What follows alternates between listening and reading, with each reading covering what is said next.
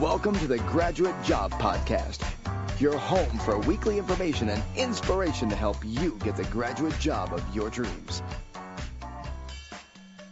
Hello and welcome to the Graduate Job Podcast with your host, James Curran.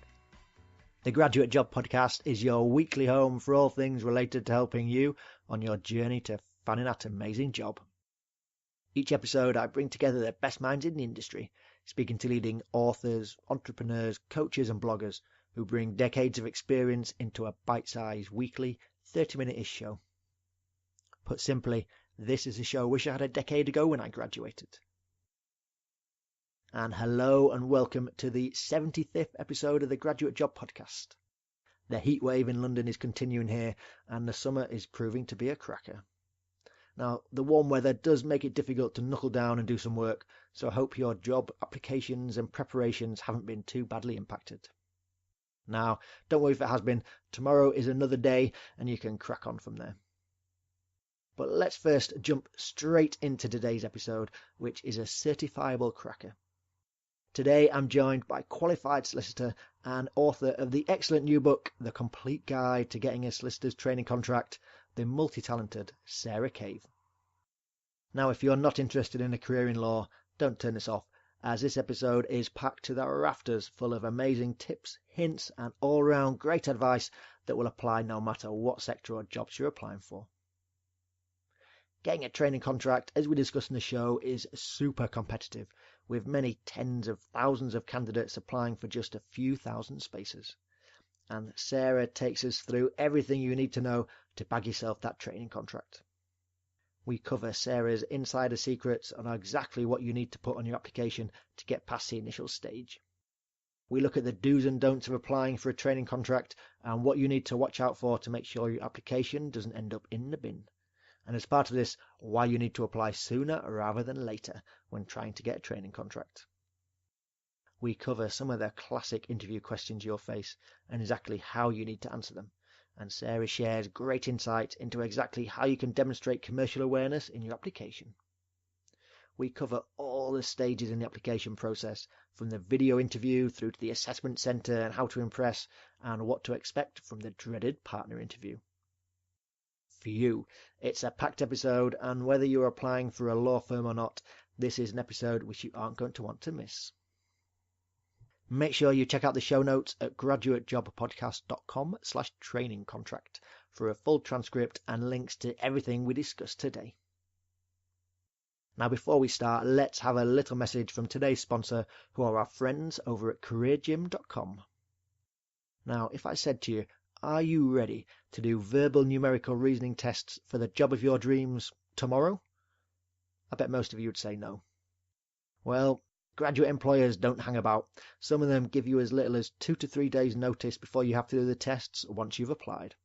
So you need to make sure you are ready and willing to do the tests and start practicing now, which is where careergym.com comes in.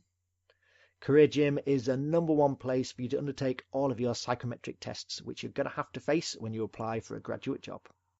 No matter what graduate job you apply for, you're going to have to do some type of verbal and numerical reasoning, situational judgment and working style tests. You can practice these all at careergym.com, as well as the numerical and abstract reasoning tests. They're all produced by testing experts and exactly the same as the ones you'll see in the real graduate job tests. You can just practice them as you want, or you can do them in exam mode under time pressure, and they all come with detailed explanations and solutions, and you can track your progress and see how you compare against your peers. Now, if you're applying for a graduate job, you're going to have to do them, so pull your finger out and start revising straight away so you don't fall at this very first and very easy hurdle. I've been recommending the site for years to the clients I coach, and it comes very highly recommended. And what's even better is if you use the code GJP, you're going to get 20% off all of their tests. You can't say fairer than that. So head on over to careergym.com, that's careergym.com, G-Y-M, and use the code GJP to get 20% off and start practicing today. Now on with the show. I'm pleased to have on the show a very special guest today. She's a qualified solicitor specialising in commercial property and the author of the excellent new book, The Complete Guide to Getting a Solicitor's Training Contract. Welcome, Sarah Cave, to the Graduate Job Podcast. Well, thank you very much for the introduction, James, and thanks so much for inviting me to speak to you today as well. That's a real pleasure. No, it's pleasure's all mine. Thank you for coming on the show. And today, as I mentioned, we're going to delve into your brilliant new book, which I have in my hands here, The Complete Guide to Getting a Solicitor's Training Contract. We're going to delve into all aspects of what you need to do to get that, what can be elusive training contract. So maybe before we start, Sarah, would you like to just give the listeners a little brief background about, what it is you do and how you came to write the book?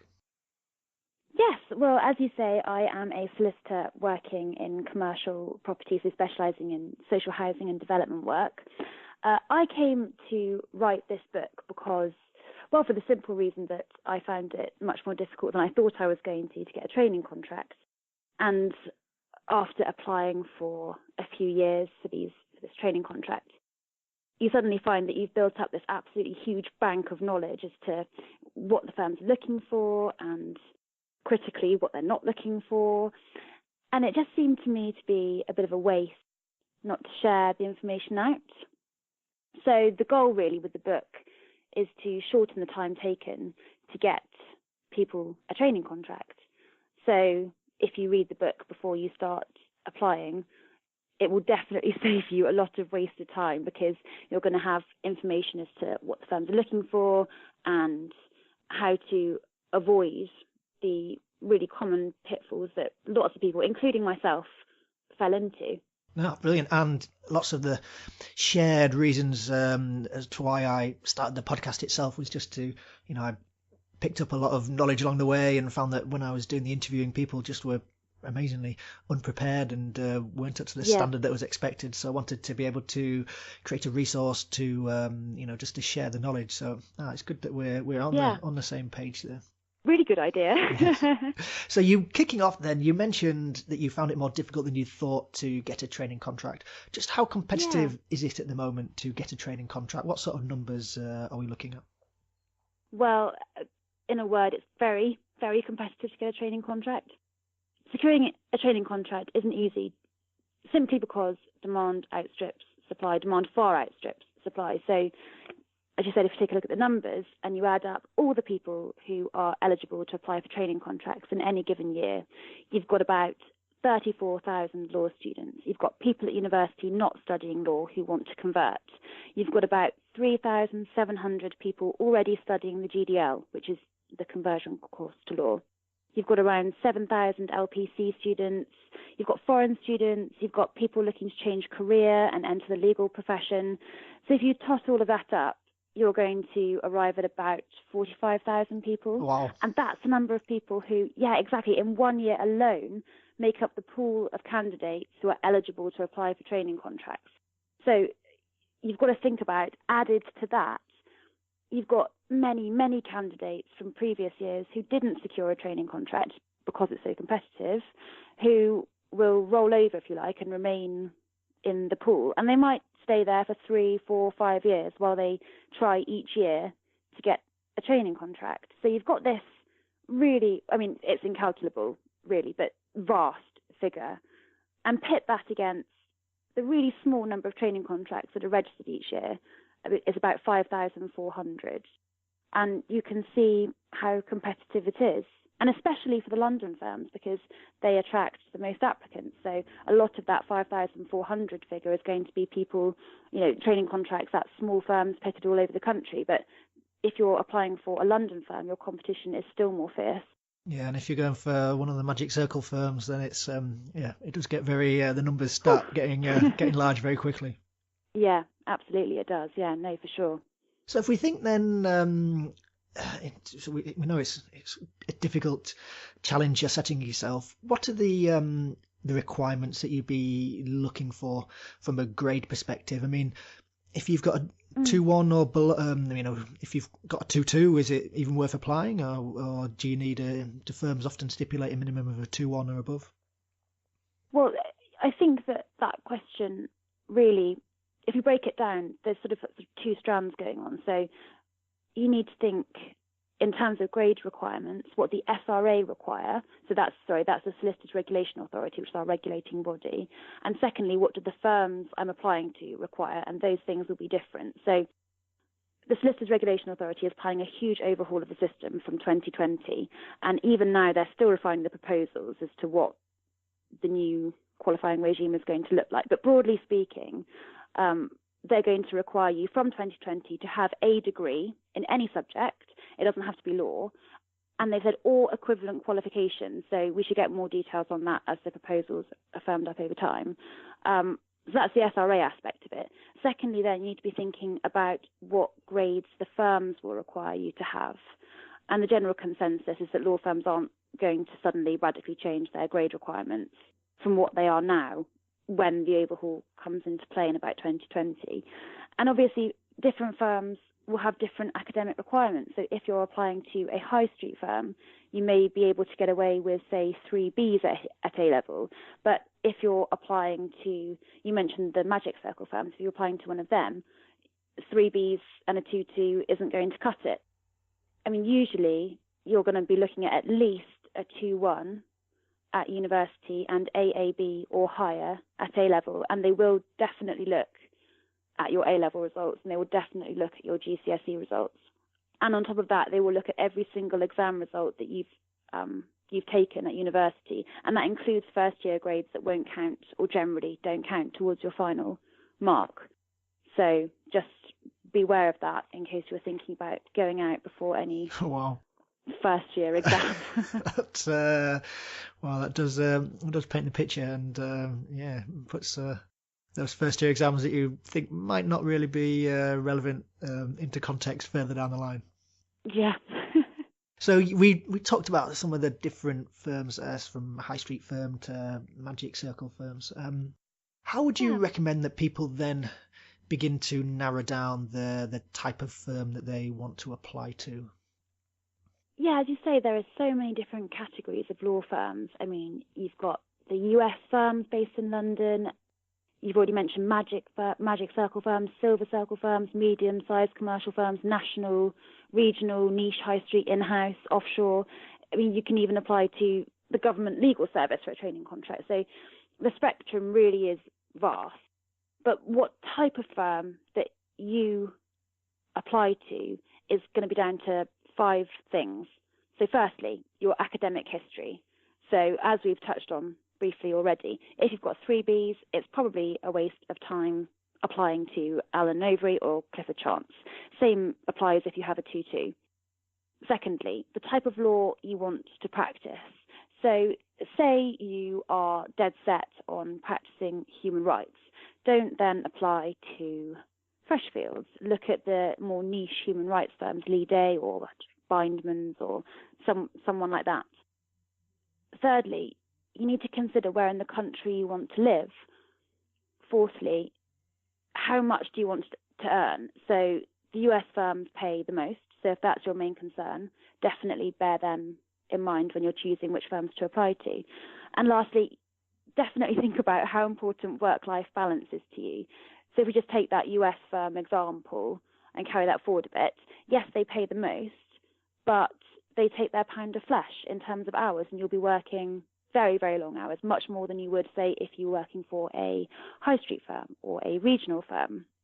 So you just need to sit down and think about what you want out of this and not just what the law firm can give to you. I've got a friend who works at one of the Magic Circle firms, and I mean, he's been there a few years now, and the stories about the hours he's working, it's just when they've got a deal on something, it's just sort of mind-boggling. Getting the, what did he call it, the magic taxi where it takes you home, you have a shower, it waits for you, you put some new clothes on, and you just go straight back to work at 6 a.m. or whatever it is. It's crazy, isn't it? And some of them have beds in the office so that you don't need to leave. Some of them have cots in the office that your family can come and stay so that you can't leave. So you just got to be really aware of what you want out of it, and don't just get sort of dazzled by the salaries and benefits they'll have on their websites. Really think about it at the beginning. I think we might be putting people off here, Sarah, with all the talk of the how difficult it is, and the long hours. But listeners, don't worry. It's it can be difficult to get a job, but it's even more difficult if you never apply. So you've got to be in it to win it. So, don't let us put you off here. And also with those, James, with those big magic circle firms, you're working with, clients that are in a league of their own, and you're working on corporate and commercial deals that will probably be in the Financial Times. So think about it from that perspective as well. If that's what you want out of it, something that's really rigorous in terms of academics and everything else, then you absolutely should be applying to the Magic Circle, the Silver Circle, and the US firms. No, so that's a really good point. So I liked in your book you have a really interesting chapter dedicated to the research aspect of applying for a training contract. So could you touch upon why you think the research phase is so important and how people can begin to be successful at it? Yeah, of course. I really can't stress enough how important researching a firm thoroughly is in this process. It's absolutely crucial. If I was new to the process of applying to training contracts, I would start by doing general research. I would scope out the legal market. I would look out for what advantages and possibly disadvantages apply to different categories of law firms that we've briefly touched on. I would see what sorts of firms I like the look of. I'd also have a think at the beginning about the number of applications that I wanted to submit. And I would say that it's much, much better to do less high quality applications than more general Completely ones. agree, yeah. Yeah. The scattergun approach tends to never work well. It doesn't. It just doesn't. They can spot you a mile off. So definitely do more high quality applications rather than 5 high quality applications, much better than 30 general ones. So write down your short list of firms that you want to apply to when you start and then you can start your firm specific research. So you've got your general research as phase 1, say, and your firm specific research as your phase 2. Because without this really in-depth firm specific research, your application form is going to be far too general and it's just going to go straight into the bin. Yep. So by the time you've finished your firm specific research, you need to understand how the firm fits into the legal market as a whole. You need to understand and identify their objectives, their buzzwords, their principles, identify their main clients, their main practice areas, things like the firm's geographical reach. Even look at the high-profile recent cases or transactions and see if you can find any statements or biographies from graduate recruitment partners. All of this will help you to build up a picture of the firm. And in order to find out that information, you're going to have to be looking at legal directories. So go to websites like lawcareers.net, the Lex 100, the Legal 500, Chambers UK Guide. But don't stop there. Go to social media publications. Go to the firm's website. Go to the legal press like Legal Week or Lawyer to Be. And the other thing I would really recommend about your firm-specific research is try and meet somebody from the firm. So having a face-to-face meeting is just by far the best way for you to get a real sense of the culture of the firm. So go to law fairs, go to open days, or your university might be putting on a presentation from, say, Norton Rose or whoever. The trick when you are going to these face-to-face events is to be remembered. So don't turn up, just take some notes and go home. Turn up with some really insightful questions and make sure you give them your name, take their name, so that you actually get something meaningful from it, and hopefully they'll remember you when you come to put in your application. Yeah, and having gone through the process over the years, and no doubt applied to lots of different firms. I mean, do you find that there actually is a big difference in terms of ethos and values between the different firms that you've applied to? Yeah, there definitely is. So some of them will have on there, for example, you walk around a law fair and some of them will give you a packet of chili seeds and it will say, can you handle the heat?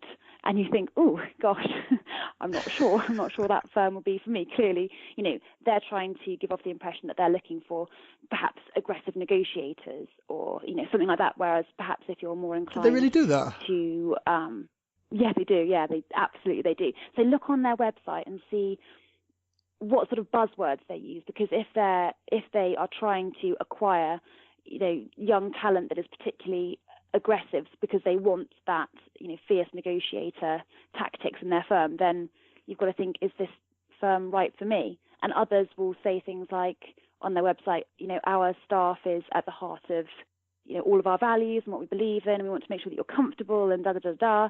So if that's more your type of personality, then gravitate to a firm that's more like that. But you'll only know that through doing your firm-specific research. And as you mentioned, it's when you do a scattergun approach, it's so easy to spot where questions have just been cut and pasted, and people haven't put the time in to do the research phase. And if you do put it in, it's so valuable, because when you get to that one-to-one interview stage and they're asking why do you want to work here, you need to be able to talk in depth, as you mentioned, about the firm and the type of deals they're doing, because otherwise you'll just get spotted straight away. You absolutely will. Some people put applications in and they've tried to do a cut and paste job and they've left the name of a previous I've firm. seen them. It's so embarrassing. In the application form, you think, oh, well, obviously that's going straight in the bin. And it's just a waste of your time. So just don't do the bulk application. Yep. No, that's brilliant advice. And how would moving on? How would you advise then about people narrowing down the particular practice they want to go into at a firm? I mean, often difficult when you've not, maybe you might have studied it at uni, but if you've not had the experience of seeing what it's like in real life, how would you recommend that? Yeah, I agree. It is difficult if you are at university and not studying law, but just start thinking about what you're interested in. So think about what area of law would motivate you the most to be the best in your chosen field. So start with that as a basis, and then next think about what am I good at? It's human nature to like things you're good at, right? So try and match your skill set to a particular practice area. Some people are just born litigators and love the contentious side of law. Contentious is just adversarial work involving a dispute. But other people prefer non-contentious work, like, for example, what I do, commercial property, where you're dealing with a transaction. But as you say, at this stage of the process, you're not going to need to make any hard and fast decisions regarding what practice area you want to qualify into, because once you start your training contracts, you'll have the opportunity to try different practice areas because you rotate through different seats. Training contracts are usually 4 seats of 6 months each, but it might be 6 seats of 4 months each, etc., etc. So I was just going to say, I mean, would you recommend at the initial application stage of having a firm idea in your mind of what you want to do? Or, I mean, do companies prefer you to say, look, I want to get into, I know commercial property is the one for me, or, for example, or do they mind if you go in at this stage saying, I'm open to offers? I think that if you're applying to a corporate and commercial firm, you should be able to say on your application why you're interested in that type of law. The same if you go to any niche firm. If you go to a firm that is particularly that specialises in pensions, you can't not mention that on your application form. If you're really into human rights, lead A, you've got to be able to say on your application form why it is that you're interested in human rights. So whilst you don't have to say, I know that I want to specialise into social housing, development, commercial property, because you won't know if you're at uni, especially if you're not studying law, it would be useful for you to have an idea of what interests you, because otherwise you're not going to be able to pick your firms, especially if they're niche firms. That's really good advice. That's a good point. So maybe if we move on to the beginning of the application process and some of the things that they are going to be looking out for. And one perennial aspect that's always comes up in the interviews is commercial awareness, which is a big focus area for firms. Yeah. Now, how can you recommend that people begin to get that commercial awareness, and then how can they go about demonstrating it in interviews and assessment centres? Well, you know what? A common misconception is that being commercially aware means reading the Financial Times on the day of your interview. And I can tell you from personal experience that is absolutely not the case. It actually means being commercially aware means staying up to date with the latest developments in the commercial world. But not just that, you also have to be able to view situations from a commercial perspective. You also have to know the business of your clients, and you also have to know your clients as individuals. So following on from that, as you can see, you can't become commercially aware overnight, or indeed on the morning on the tube to your interview. You've got to learn a little bit every day.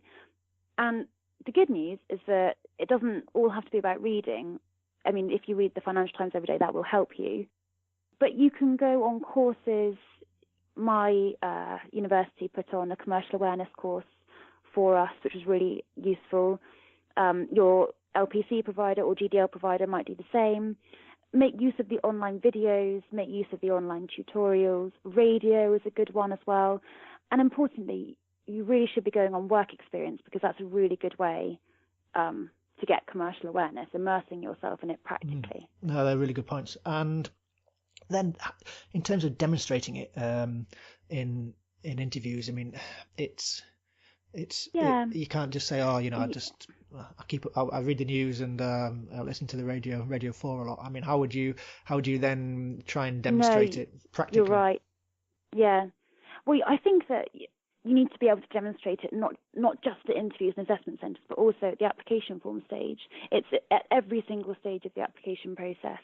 So say you're in a group exercise and you've been given a scenario as a group and you've been asked to come up with a proposed course of action for whatever.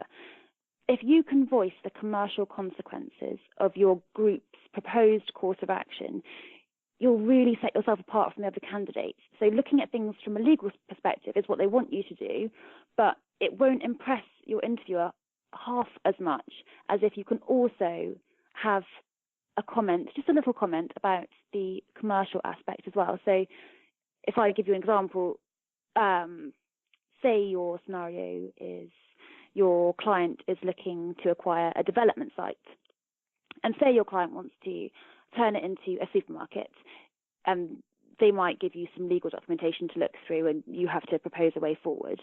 You could voice the question, something like, do you know if there are any competitor supermarkets nearby? Does it show anything on the plan? Something small like that, but just something to show that you've got commercial awareness at the forefront of your mind. And it's actually a really easy point to put in, and it's something that lots of other people won't be doing and won't be thinking about, so it will give you that edge. Also, so that's sort of how you could demonstrate it in group exercises, but in the interview, you're probably going to be asked commercial awareness type questions. One of the quite common ones is, what are a law firm's main expenses? And you know what, I've asked this question to students before, and I found that on the whole, it's answered really, really poorly. I mean, the firm wants you to demonstrate that you're commercially aware because they want you to be able to provide relevant advice to clients. But they also want you to be commercially aware because the firm itself is a business. And this question, what are a law firm's main expenses, tests your commercial acumen in relation to the firm. So if you do get that question, which I would say most people perform really badly on, and it's so easy to get right because you can just prepare it in advance. If you can't remember anything else on the day, remember PPP, People, Property, Professional Indemnity Insurance.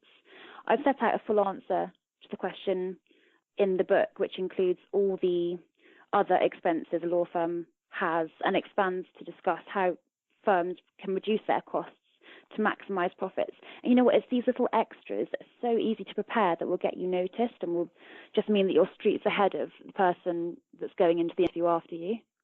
Ah, brilliant. I was going to say, I mean, any people who haven't read your book are going to be unprepared, Sarah. So it was one of my favourite chapters in the book, and one we'll come to shortly. Great. Maybe moving on to something which we mentioned is key already, which is work experience. Yeah. What advice would you give listeners about trying to get that crucial work experience? People starting out do often say, I've heard this time and again, that it's really hard getting work experience because they've got nothing on their CV. So it's a catch-22, right? Yes, it is hard, but you have to start somewhere. So there's no point in applying to Freshfields if you haven't got any previous work experience on your CV. So start by asking family and friends if you can spend a few days with them. It doesn't have to be in law even. You just need something to start you off, and you can work up from there. And probably people listening to this and thinking, well, I don't agree with nepotism, but I don't either. It's just that if you've got nothing and this is going to really hold you back, maybe just go with it for the purpose of a couple of days work experience, and then you can once you've got something on your CV, then you can really do it yourself. If you think realistically, the smaller the firm, the more luck you're likely to have getting ad hoc work experience. The bigger firms generally have structured vacation schemes. That's the word they use for work experience placements. And you're much less likely to be offered something ad hoc from a big firm. So start small and put yourself in their shoes as well. Think about the person reading your letter, your covering letter. If you don't ask too much of them, then it's easier for them to say yes to you. So, for example, ask to spend a couple of days with a firm rather than a couple of weeks. And it's much, much easier for them to accommodate you for 2 days. And then you've got something that you can build on. You can say to the next firm, well, I've done work experience at this firm. Can I come to you for 2 days? And they'll think, oh, well, she knows what she's doing. So, yes, we'll have her for 2 days. The point to take away about work experience is that it's such an important differentiator between you and the competition. And the amazing thing is it's pretty much within your control. So if you're motivated enough and you get on with it, you'll be able to show, firstly, a commitment to law, and secondly, that you understand and you appreciate what skills solicitors need to be successful, and that you can demonstrate them through work experience.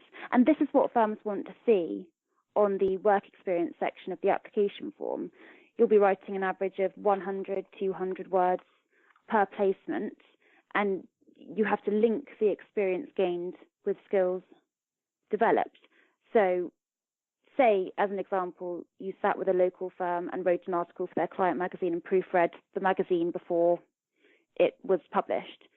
The skills you've learnt there, whilst, that might seem quite boring to you, the skills that you've learnt there is how to draft well and attention to detail. But you can't just put that down. You've got to show that you know why that skill is important to the role of trainee. So drafting, why is that important? Well, good drafting maximises efficiency and clarity, and it reduces the likelihood of potential points of dispute in legal documents. Really important. Attention to detail is important because at the end of the day, mistakes cost time and money to correct, and they have a reputational cost. So you need to be setting out not just what you did, but what you did, the skill you learned, and finally why that skill is important for trainees. Brilliant. No, that's absolutely nailed that, Sarah. That's brilliant. And one piece of advice I'd add when applying for work experiences, put yourself in the position of the people you're applying for. I mean, if they get a letter just saying, oh, can I have work experience? For their point of view, it's time, it's effort. They've got to find you something to do. They've got to look after you. They've got to escort you around the building or whatever it is. If you can specify, what you want to do. So as you mentioned, I'd love to come and do work experience to, help you with your proofing or help you with, even if it's filing or something. At least whatever it is, at least they know that then what they can put you to work to do. Yeah. It makes it more attractive in their eyes. Absolutely. I totally agree. So moving on then to the next question. I really like in the book you've got some really good do's and don'ts of the application process. Maybe, Sarah, we can touch upon some of your favourite do's and favourite don'ts for people applying so they can stand out. Sure. I would say in terms of the do's for application forms, deadlines. You've got to know when they are. You've got to be organised. You've got to submit your application form well in advance of the deadline. I didn't know this when I first started applying for training contracts, but some firms will invite their successful applicants to interview on a first-come, first-served basis. So rather than waiting until the application deadline's passed and then reviewing all of the applications in one go, they'll do it on that first-come, first-served basis. And remember all the time how competitive this is. Don't let someone else take that training contract space just because they've been more organised than you and got in there a month before you. So know when the deadlines are and submit your application form in advance. Yeah, that's a brilliant point. And I know from when I was helping out with the graduate recruitment at a big management consultancy, you'd have a steady flow of applications in, and then it would sort of, slowly rise towards the end. So say if the deadline was December, come the end of December, you would just have an avalanche of all of these applications in. Yeah, but, it's harder to stand out then, isn't it? Definitely. If you're one of 10 applications received in a day compared to one of 200 applications received on the last day, it just makes it so much more difficult. Yeah, No, totally agreed. I'd also say that terminology is really important for your application forms. Something that I've learned since doing the book and talking to some students at universities is that students tend to think firms are companies. Don't call them companies in your application form. That's a big no-no, and it shows that you haven't really understood the business structure, as is calling a firm by another firm's name that we spoke about before. It's just a big no-no, and it's easy to do if you've done a copy and paste job. Nobody likes that, and your application will go in the bin. So those are two big no-nos that do crop up more than you'd think. In terms of terminology, some smaller firms prefer to be called niche rather than high street. So if you're applying to a smaller firm, I would just have a look on their website and see how they refer to themselves, and I would mimic it in the application form, because you don't want to offend anybody and call them high street when they want to be called niche commercial, or vice versa. And it's the same if you have regional firms that have really high quality work in a particular area and would prefer to be likened to medium-sized commercial firm rather than a regional neighbour of theirs. So just have a look at the website and see how they are referring to themselves. That's the safest bet. I'd also recommend copy and pasting all the long form questions in the application form into Word, and this will allow you to keep an eye on both the word count and spelling and grammar. Don't go over the word count, whatever you do. Way better to be 50 words under than 5 words over.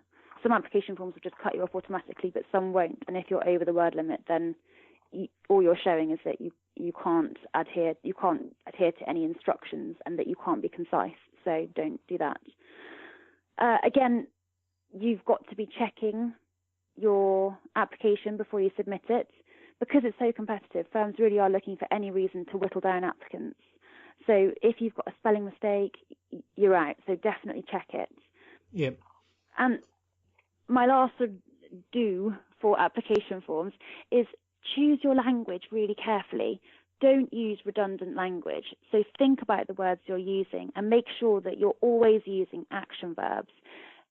Verbs like innovated, generated, overhauled. Don't use passive words like I helped or I assisted, I supported. You want to be giving the person you're speaking to a really colourful image of what you did and what you can do in the future. So don't use those passive words. Use the action verbs, and don't stop there. Quantify the effect of that action verb to really hit home the point. So, for example, when working in the property department, I generated, that's your action verb, a set of precedent email responses for clients' FAQs. So now you quantify it. This ensured consistency throughout the department as to what is conveyed to clients and enabled the department to communicate more efficiently. So you can see that it's much better than I helped my supervisor to generate precedent email responses, because that doesn't tell you anything at all, and you've really done down what you did towards that. That's a brilliant point. And one thing I'd add just linked to that is when you're talking about things specifically, maybe more at university, is talk about what you did as opposed to what a group did. Yeah, definitely. They're not hiring the group, they're hiring you. Yeah. So make sure you blow your own trumpet and you talk about the impact that you made. Yeah, you must. You absolutely must. No one else is going to do it for you. No, definitely. So we've had some brilliant do's there. How about some of the don'ts that you see that hold people back? I think that the only thing I'd say on this is, well, the best advice I can give you in terms of the don'ts is don't do bulk applications, like we said before. I think that's the point I really want to labour. It will be so obvious to the person reading your application that you haven't done enough research if you do bulk applications. Fewer high quality applications, far better. That's brilliant advice. So moving swiftly on, because now time is running away with us. I really liked in the book, Sarah, how you looked at some of the classic questions that people guaranteed are probably going to be faced, and then broke them down in terms of what they're looking for and also how to answer them. So maybe if we can just look at a couple of those. So starting with the first one, why do you want to be a solicitor? What advice would you give here to answering this correctly? do get that question, why do you want to be a solicitor? Don't just answer that question. Even if the question doesn't specifically say, why do you want to be a solicitor at our firm? That's the question that you need to have in mind when you set out your answer. It's the at our firm part. So you've got to link your answer back to the firm, and then that shows that you've done your research, and that's how you get those brownie points. That's what I'd say about that question. As you say, I know that we're slightly running out of time. Do you want me to move on to the extracurricular activities? Because that's one that's often asked. Yeah, so let's have a look at that one. So when you're asked how would you talk about the details of extracurricular things from university and outside from work, and what are they looking for with this question? Basically, the firm wants you to show you are an interesting and well-rounded person. They want to know they can share an office with you. They're also giving you another opportunity, aside from the work experience section of the form, for you to highlight that you have those skills that you need to be a successful solicitor. So if you're really sporty, then you can use this hobby to show that you've got good leadership and good teamwork skills. Another tip for this particular question is use examples where your success is easily quantifiable, so it makes it easier for the person reading your application form to judge your achievements. So just as a quick example, I like keeping fit. You wouldn't write it exactly like this, but I like keeping fit. And recently I ran the half marathon for charity. The aim was to raise 200 quid. I doubled my target and I raised 400. Now I'm training for the full marathon in Timbuktu, wherever, and link it back to the firm. So I note that you participate in an annual 10K run. This is something I would love to participate in if I joined as a trainee. So in summary, use quantifiable examples where your success can be easily measured and you'll be remembered. Demonstrate through these examples that you have honed the skills solicitors need to be successful. And if you can link it back to the firm, then why not? Yeah, no, I like that one. And one which all companies like to think that they're different and they're really different places to each other company, and they always talk about their values. So question that's often asked is, our values are really important to the firm.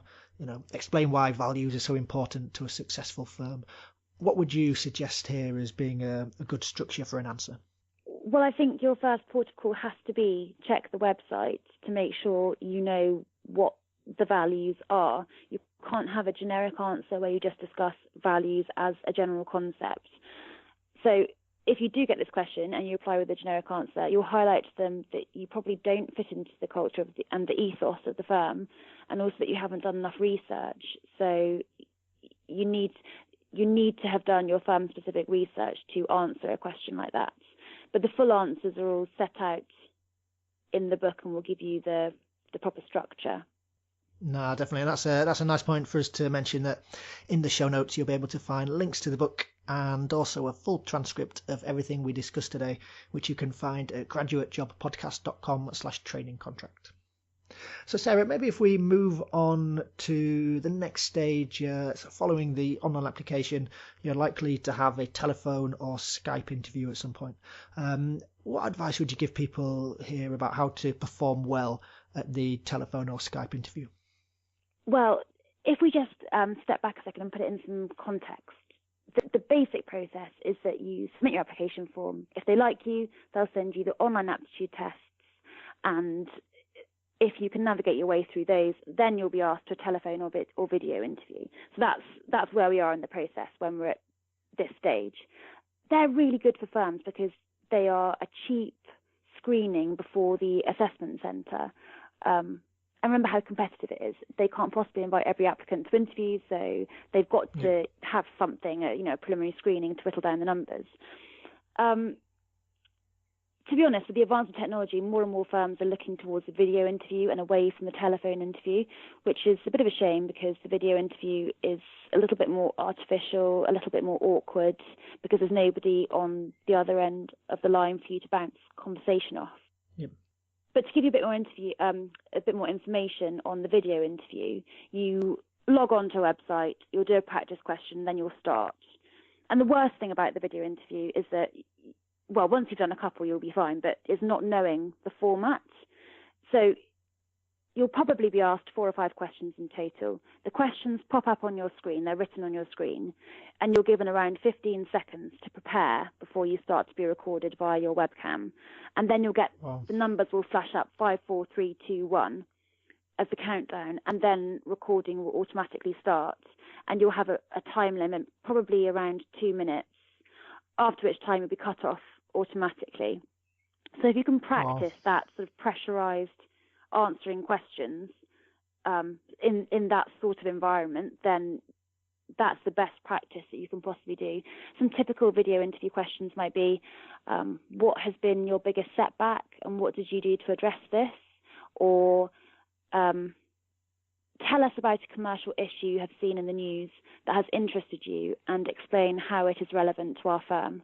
So you can see, if they ask you a commercial question like that, you have to have done all your commercial, you have to be commercially aware and done all that research and the firm-specific research, because if not, before you even got to the assessment centre, they're asking you about it and you've got 15 seconds where you can't really do much research in 15 seconds. So it will pay to have done that beforehand. No, definitely. Oh, that's I can see why they'll be daunting to do for the first time. So it really is, practice is key. And also touching upon, you mentioned the psychometric tests which you're going to face.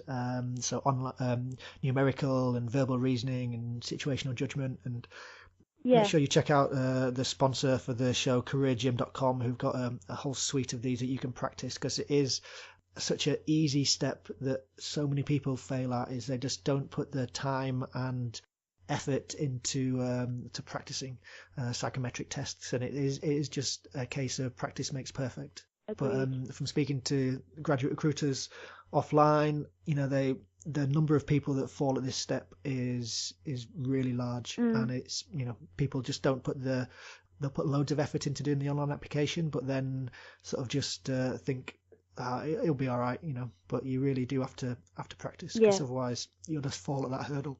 No, agreed. So following on then from a successful, if not daunting, Skype interview or video interview, we then get to the assessment centre. Sarah, can you give listeners any clues as to what they're likely to face at the assessment centre, and also how they can stand out and perform well? Of course, yeah. So for the larger firms, they're going to last, the assessment centre will last the best part of the day, and it will include a number of different activities. You might have an interview with partners or HR, or perhaps a blend of both. You might have a speed networking exercise, a group exercise, which could take many forms, a presentation, an in-tray exercise, written tests. You might have a networking lunch, and you might have a tour of the office. I'll just give you a word of warning with regards to the networking lunch and tour of the office. You'll probably meet the current trainees at this stage, and whilst they'll be similar to you in age and you'll probably have a nice chat to them as you walk around the office, they will be reporting directly back to the partners as to what they make of you afterwards. So remain professional and don't let your guard down. Yeah, that's a really good point. You're always on, even the the informal bits where you think I'm not being assessed. You're always assessed from the minute you walk in the door you to are. So don't getting let on the your tube guard around the down. corner. Yeah, exactly. So be careful with the language you're using. Stay positive, stay excited, but just be aware that you are, you're always being assessed. Yeah.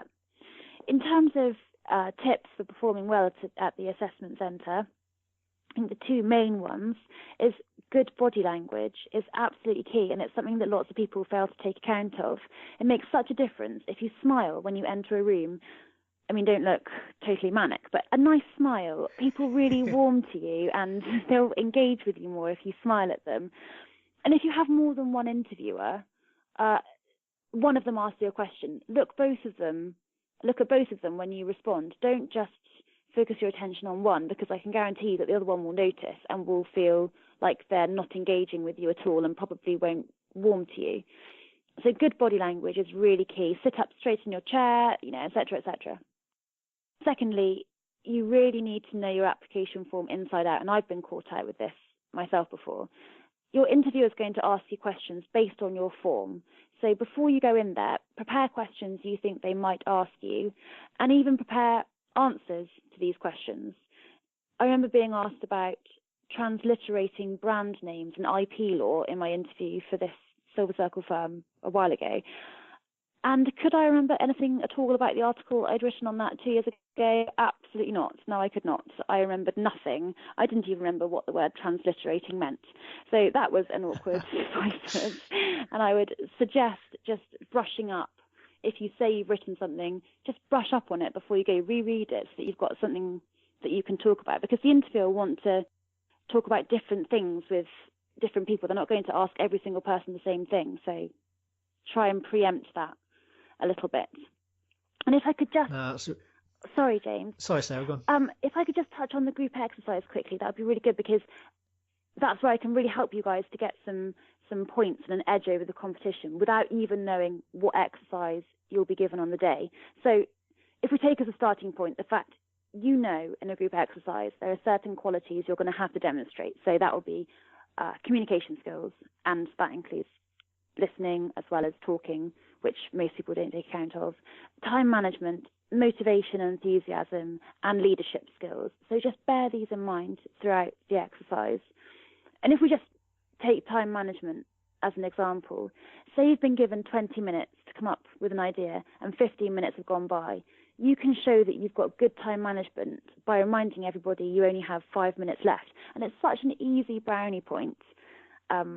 And you can bet that, whoever, Karen Brady with a clipboard in the corner, is going to notice that, and she's going to write that down. It'll be a nice big tick against your name. Or take teamwork. Be aware of who is and who isn't participating. Ask the shy guy in the corner what his views are on a particular point. And if he says something totally ridiculous, then he says something totally ridiculous. And don't poo-poo it, but just be encouraging. Because, again, Karen Brady is going to be looking at how you interact with others. And let's face it, nobody will want to share an office with someone who always has to shout the loudest, because if you adopt that persona in a group exercise, you're just going to come across as somebody who can't listen and is difficult to train. So you can get ahead. Yeah, they're brilliant examples there. And I know when I've been assessing in group exercise, it's always funny at the beginning when they kick off, and because people almost, they have in their head that they're going to be the timekeeper. So you get several people who volunteer to, I'll keep time, and then just sort of forget that they've taken this role. Absolutely, so so if you're gonna volunteer to be the timekeeper, which is a good thing to do if you follow Sarah's advice, make sure you do it. Don't get to the end and then suddenly think, oh shit, I've forgotten I was meant to be keeping time. It doesn't hold you in good stead. No, absolutely. And how about some advice for the partner interview, Sarah? How can you stand out when you get in front of the partner? I think that with that interview, it's the only time in the whole assessment day where it's just you and you're not having to worry about what someone else is doing. It's just you and them. So feel free to inject a bit of personality into it. Don't be, or try not to be, really nervous. Don't be.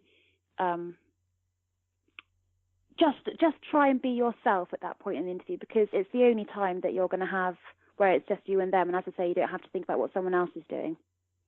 Yep, no, that's a really good point. And at the end of the day, these partners might be senior, they might have been there a few years, but they're still people. They still want it to be interesting. So if you can, Sarah said, if you can bring your personality in, if you can walk in there with a smile, and you can make it enjoyable for them, then it's more likely to go well for you than if it's a really painful half an hour for them. Oh yeah, absolutely, yeah. We've all been in interviews like that. Yeah, don't be afraid to be yourself. Yep. So Sarah, any final advice that you want to touch upon that we've not mentioned so far for the application process as a whole that you think listeners would benefit from? You know what, I think that we've touched on most things, but I would just say that if you keep getting rejections from training contract applications, you've just got to try and stay positive, because you will get one.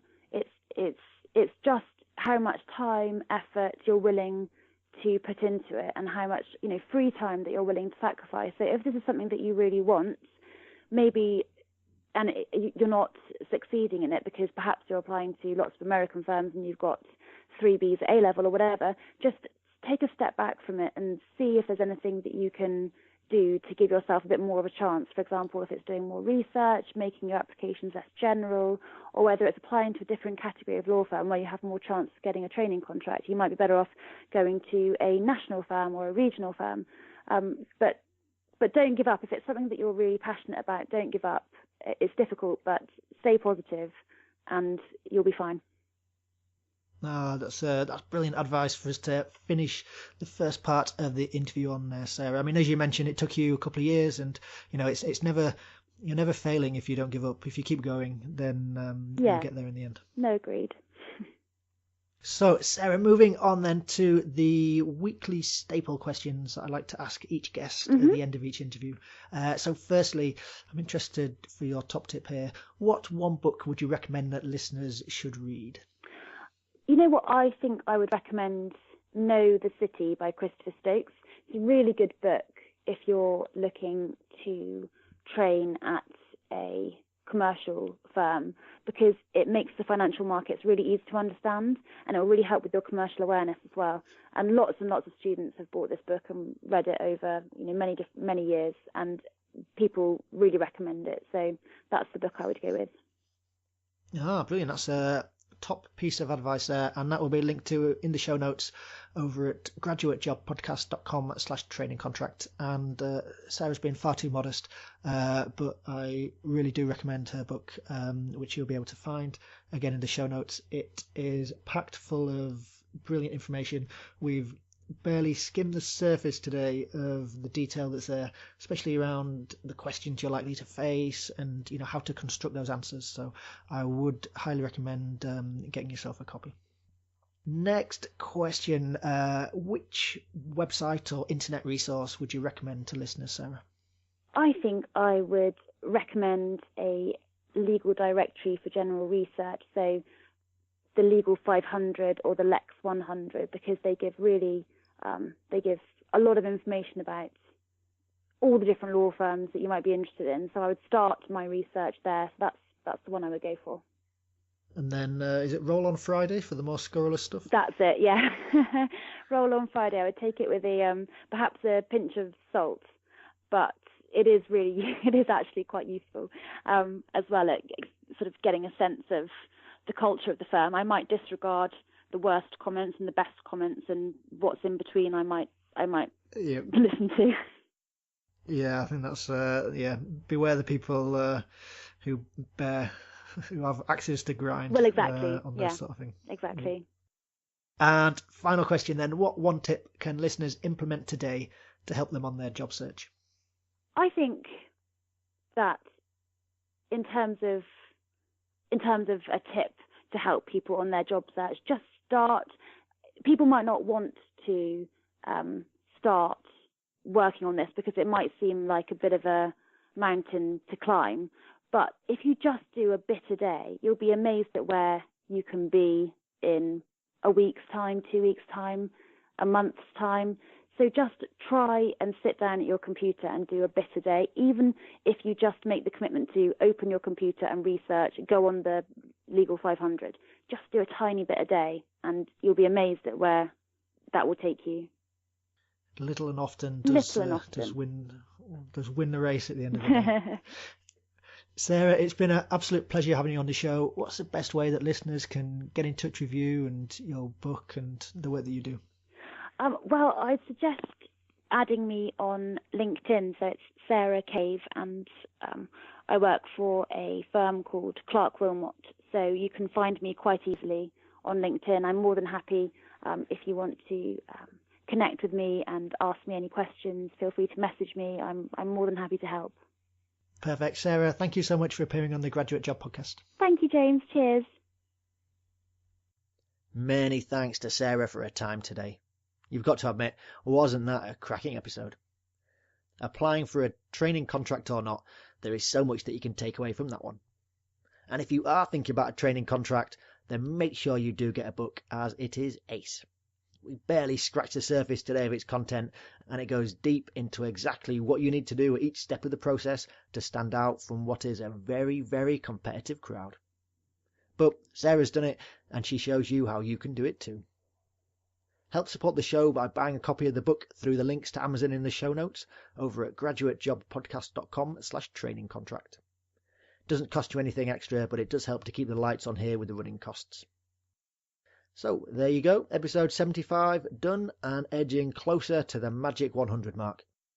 Next week, I have an excellent guest on the show, Nick Elston, who joins me as we talk about the little mentioned topic of fear and anxiety as you look for a graduate job. It's well worth a listen. All that remains to say is make sure you head on over to the website at graduatejobpodcast.com. I have 75 brilliant episodes on there covering every aspect of getting a graduate job, from assessment centres to interviews to individual companies and to everything else in between. No matter where you are in your job search or whatever you're struggling with, I have an episode which can help. And if I don't, drop me a line at hello@graduatejobpodcast.com and tell me, and I'll do an episode on it. You can also subscribe on there so you can hear about everything I'm up to, including my course on how to get a graduate job, and also future episodes when they go live. So there you go. I hope you enjoyed the episode today, but more importantly, hope you use it and apply it. See you next week.